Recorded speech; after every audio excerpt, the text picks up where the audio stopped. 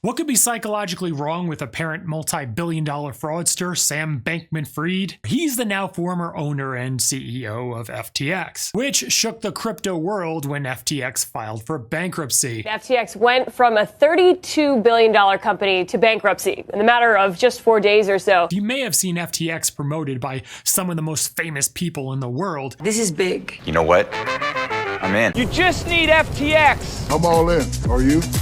In Super Bowl commercials, their logo in Major League Baseball, and even paid for naming rights of the Miami Heat's basketball arena. Sam was the golden child of crypto and even was called the next Warren Buffett. JP Morgan of this generation. Sam Bankman-Fried's FTX. But that bubble burst when he secretly used customer funds as his personal trading piggy bank, creating a $10 billion hole in FTX's balance sheet. Apparently he and his ex-girlfriend Caroline Ellison weren't as good of traders as they thought. Sam claims he doesn't spend money on much of anything, boasting he drives a Toyota Corolla. Hold on, where's your car? That one there. And claims to live in a cramped apartment. The place I live was intended to be an incredibly nice apartment for 4 people, and we've turned it into an apartment for 10 people. However, he actually lives in an exclusive condo penthouse worth $40 million with friends who oddly all date each other. According to Sam, he wants to get rich to give it all away to make the world a better place. The most generous billionaire in the world. He calls it effective altruism. I wanted to get rich not because I like money, but because I wanted to give that money to charity. Wow, he's like a billionaire Mother Teresa. Tackled together as a world. We have to be ready for the next pandemic. We have to eliminate these diseases. Nah, he's more like Elizabeth Holmes. If you recall, Elizabeth wasn't an outwardly flashy spender either. But what was her motive if it wasn't flashy wealth? Insecurity from likely being a narcissist sociopath, wanting to prove to the world that she was important, worthwhile, and powerful,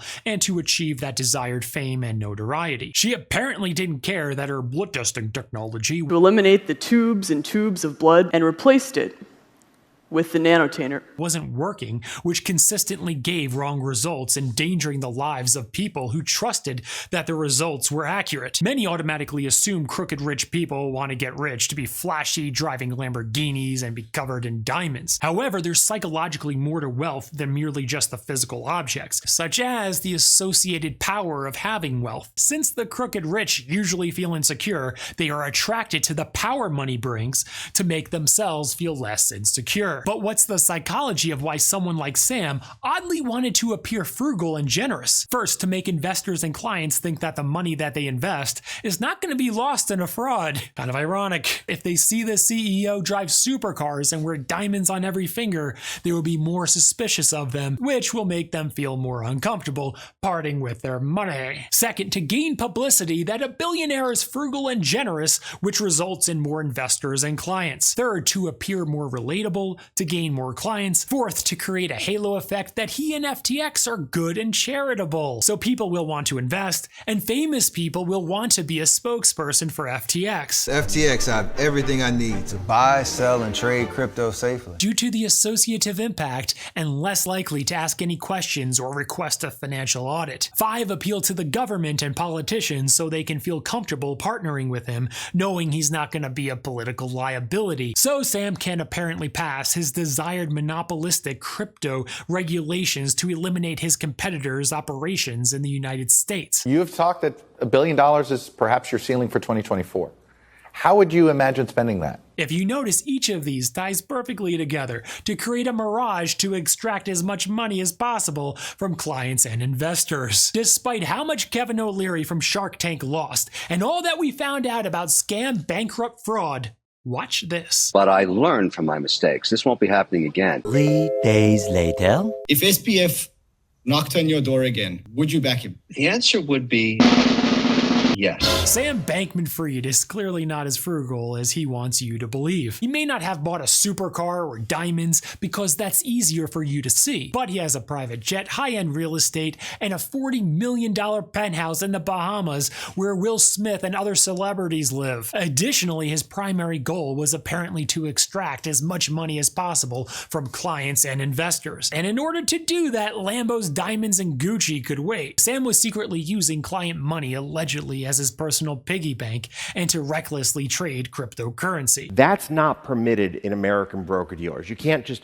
use your customer assets to go engage in proprietary trading. That's a huge no-no. Because he apparently thought he was a smarter and better trader than everyone else. It's certainly easier to be a good trader in a bull market when everything's basically going up, but definitely not as easy in a bear market when everything starts to go down. For Sam to think that he would never get caught and he can outtrade everyone stems from hubris and arrogance, which is his elevated sense of self-worth. However, if you look at his body language and behavior, he's quite insecure, constantly looking down in conversation, nervous jitters that test the structural rigidity of chairs. Sounds like what you're saying is maybe there's some donations that you have made that you wouldn't make if you knew they were going to be immediately public. Some self-comforting handholds, and what appears to be constant nervous stooping smirks. Now with the benefit of hindsight, notice Sam's body language here, and why do you think he hangs his head right after the host says this? As long as you use that money to help the world. All right, we're done, man. Amazing. If you're thinking, how could Sam be both insecure and arrogant? It's the opposite side of the same coin. Extremely arrogant people are extremely insecure. Their arrogance is a coping mechanism to feel less insecure. The most secure people are those who can admit when they're wrong, willing to learn, and don't think that they're unbeatable. For example, who do you think is actually more confident? The boxer after a win who yells, "No one can beat me, no one can beat me, I'm the best, I'm the best." Or the boxer who says, "I had a good fight. I have some things to improve on, and I hope to get even better." Sam's desire for attention and fame due to his vast insecurities also seems apparent with how much he's recently cryptic tweeting to desperately stay top of mind and relevant. You've been referred to as crypto's white knight in some instances, really coming in with these bailout and rescue packages. Sam was called a white knight by the media who would generously save crypto exchanges. Notice how uncomfortable his body language is here when the topic is brought up. How is it the case that you guys are so much better off than your peers? If Coinbase, for example, said trading volume was down 30%, how are you guys immune from this?